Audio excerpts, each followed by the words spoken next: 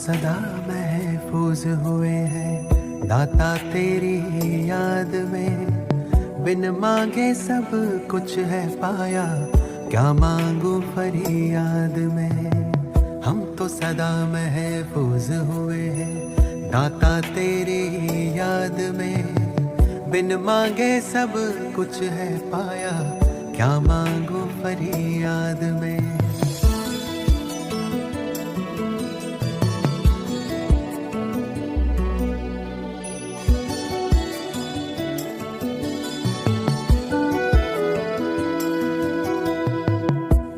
समझता दिल को हमारे, करता मेरी हिफाजत है। तुझ पर ही तो हक है सारे, तू ही मेरी ताकत है। तू ही समझता दिल को हमारे, करता मेरी हिफाजत है। तुझ पर ही तो हक है सारे, तू ही मेरी ताकत है।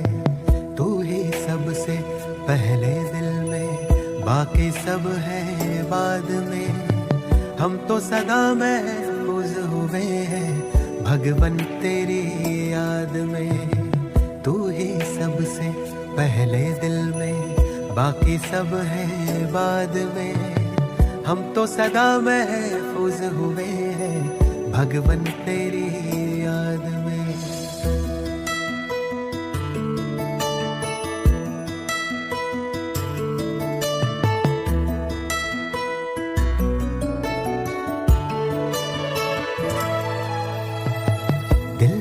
गाता तू वो गजल है, तू ही भरता मुझ में बल है। तुझसे मुकम्मल मेरी सांसें, तू ही जीवन सबका तराशे। दिल जो गाता तू वो गजल है, तू ही भरता मुझ में बल है। तुझसे मुकम्मल मेरी सांसें, तू ही जीवन सबका तराशे। तुमने दी है हर एक खूबी मुझको आशीर्वाद में। हम तो सदा महफूज हुए हैं साहिब तेरी याद में। तुमने दी है हर एक खूबी मुझको आशीर्वाद में। हम तो सदा महफूज हुए हैं साहिब तेरी याद में। ओम शांति। Good morning. 14 दिसंबर 2022 प्रातः मुरली। मीठे प्यारे बाबा बोले, मीठे बच्चे तुम्हें ज्ञान का तीसरा नेत्र मिला है। तुम त्रिकालदर्शी बने हो, लेकिन यह अलंकार अभी तुम्हें नहीं दे सकते, क्योंकि तुम पुरुषार्थी हो।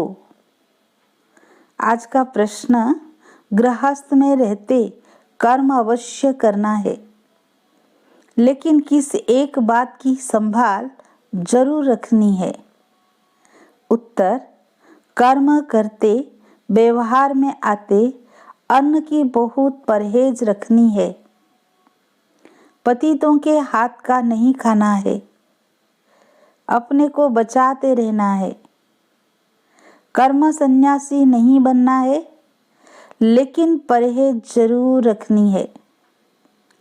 तुम कर्म योगी हो, कर्म करते बाप की याद में रहो तो विकर्म विनाश होंगे।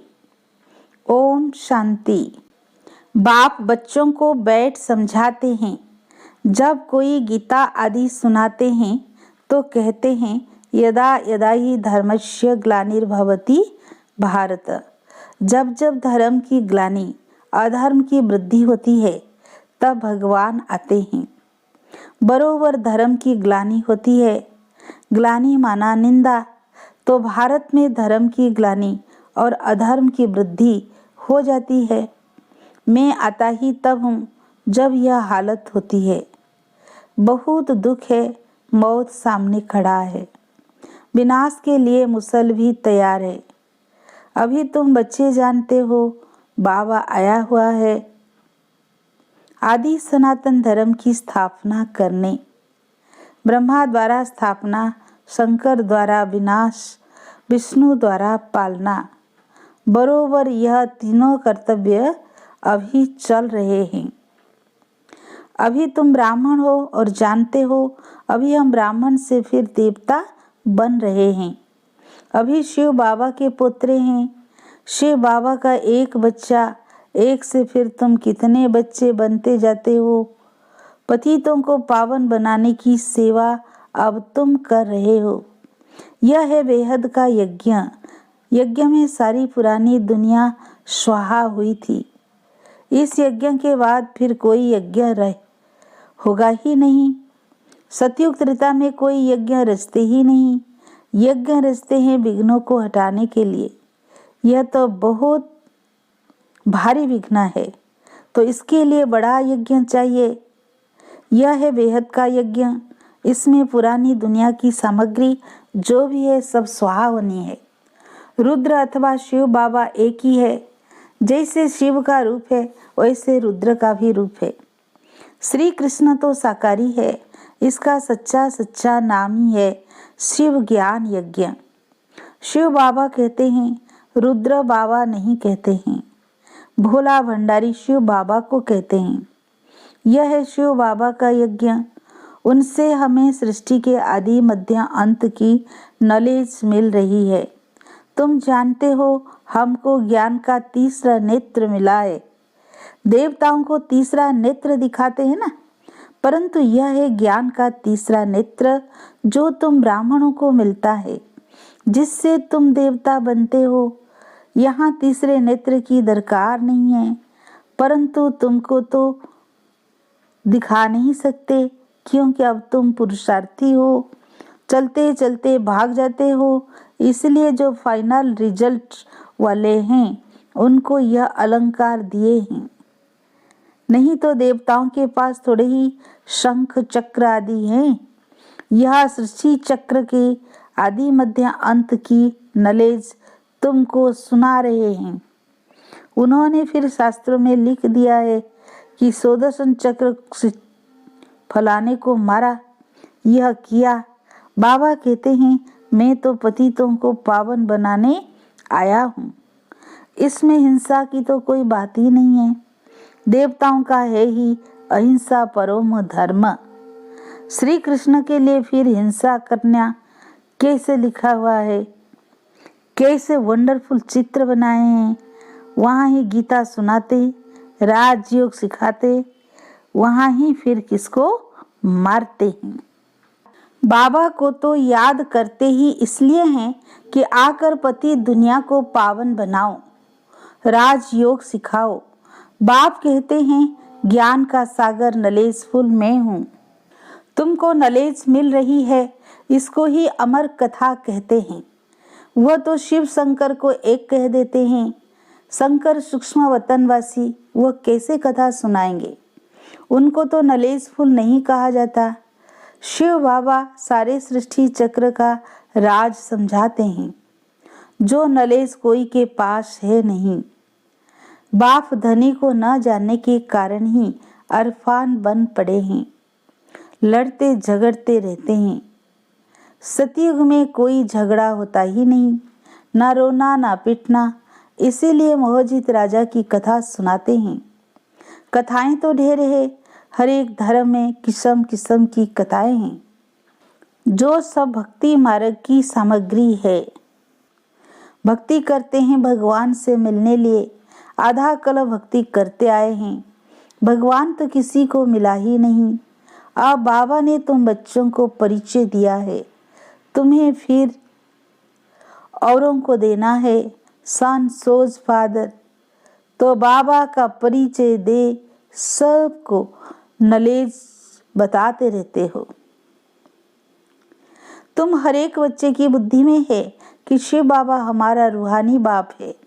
यह भी भक्ति मार्ग वालों को समझाना है कि तुम्हारे तो दो बाप है, एक लौकिक बाप, दूसरा पारलौकिक बाप, जिसको गॉड फादर कहते हैं, जिसने यह बेहद की रचना रची है। बाप से तो जरूर वर्षा मिलता होगा, वह है ही स्वर्ग की रचना रचने वाला। भारतवर्ष स्वर्ग था। इन लक्ष्मी नारायण को राम राज्य था। उन्हों को यह राज्य किसने दिया? कलयुग अंत में कोई भी विश्व का मालिक है नहीं, यह है ही रावण का राज्य। खुद भी कहते हैं, हमको राम राज्य, नई दिल्ली में दैवी राज्य चाहिए। राम राज्य है सतयुग त्रेता, रावण राज्य है द्वापर कलयुग। द्वापर से ही भक्ति मार्ग शुरू होता है। विकार भी शुरू होते हैं, जिसकी निशानियां भी है। जगन्नाथपुरी के मंदिर में बाहर देवताओं के गंदे चित्र बनाए हैं। ताज तख्त आदि वही है, सिर्फ चित्र विकारी दिखाते हैं। जब देवताएं वाम मार्ग में जाते हैं तो फिर धरती की उथल पाथल भी होती है। सोने हीरे के महल सब नीचे चले जाते हैं। पूजा के लिए कितना भारी मंदिर बनाया है भक्ति मार्ग में। आपे ही पूज्य आपे ही पुजारी। बाप समझाते हैं, मैं तो पुजारी नहीं बनता हूँ। अगर मैं बनूं तो मुझे फिर पूज्य कौन बनाएगा? मैं न पतित बनता हूँ न बनाता हूँ। पतित तुमको रावण बनाते हैं, जिसको जलाते आते हैं। इस समय पाप आत्माओं की दुनिया है। गाते भी हैं, हे पतित पावन आओ, फिर कह देते पतित पावन सीताराम। झट त्रेता वाले राम की याद आ जाती है। अब वह तो पतित पावन नहीं है। बाप यह सब बातें स्पष्ट समझाते हैं। तुम सब सीताएं हो, द्रौपदियां हो, एक की बात नहीं है। द्रौपदी को 5 पति दिखाते हैं, ऐसी बात है नहीं। भारत ही प्राचीन पवित्र खंड था, क्योंकि पतित पावन परम पिता परमात्मा का बर्थ प्लेस है। उसने यहाँ आकर पतित नरकवासियों का उद्धार किया है। सब धर्म वाले गॉड फादर को याद करते हैं, क्योंकि सब तमो प्रधान है। इब्राहिम, बौद्ध आदि सब इस समय हाजिर है। पहला नंबर ब्रह्मा भी पतित दुनिया में है, और कोई वापस कैसे जा सकता? सभी इस समय कब्र दाखिल है। बाप आकर सबको गति सदगति देते हैं। सतयुग में भारत पवित्र था। देवताओं के आगे गाते भी हैं, आप सर्वगुण संपन्न, संपूर्ण निर्विकारी, अहिंसा परम धर्म, मर्यादा पुरुषोत्तम। हम विकारी हैं। इस समय सब विकारी हैं। सबको निर्विकारी बनाने बाप को आना पड़ता है। तो पतित पावन बाप ठहरा, न कि पानी की नदियां। पतित पावन ज्ञान सागर से निकली हुई यह ज्ञान गंगाएं। शिव शक्ति सेना है। शिव से ज्ञान का कलश मिलता है। बाप कहते हैं, बच्चे गृहस्थ व्यवहार में रहते पवित्र बनो। कर्म भी जरूर करना है। यह है ही कर्म योग। कर्म संन्यास तो नहीं हो सकता। वह समझते हैं घर में खाना नहीं बनाते, भीख पर गुजारा करते हैं, इसलिए कर्म सन्यासी हैं। वो तो फकीर ठहरे। अन्न तो भिखारियों का पेट में पड़ता है, तो अन्न दोष लग जाता है। पतित घर से भल निकल जाते हैं, फिर भी जन्म तो पतित घर में लेना पड़ता है। तुमको भी अन्न असर करेगा, इसीलिए परहेज रखी जाती है। पतित का अन्न नहीं खाना चाहिए। जितना हो सके अपने को बचाते रहो। कोई का बहुत झगड़ा भी हो जाता है। एक भाई ज्ञान में आता, दूसरा नहीं आता, ऐसे बहुत केस होते हैं। इतना बेहद का राज्य लेते हो तो जरूर कुछ झगड़े होंगे। कोई भी हालत में तुमको अपना बचाव रखना है। मुक्ति तो कोई पाते नहीं है, गपोड़े मारते रहते हैं। हम ज्योति ज्योत में लीन होंगे। समझाते समझाते आखिर उन्हों की बुद्धि में भी आएगा कि यह बात ठीक है।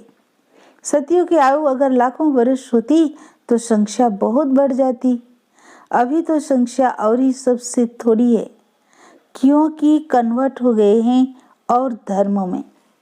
देवता धर्म वाले हैं सूर्यवंशी। राम को फिर क्षत्रिय की निशानी दे दी है। अभी तुम रूहानी क्षत्रिय हो, माया पर जीत पाते हो, इसमें समझने की बड़ी बुद्धि चाहिए। योग भी बड़ा सहज है।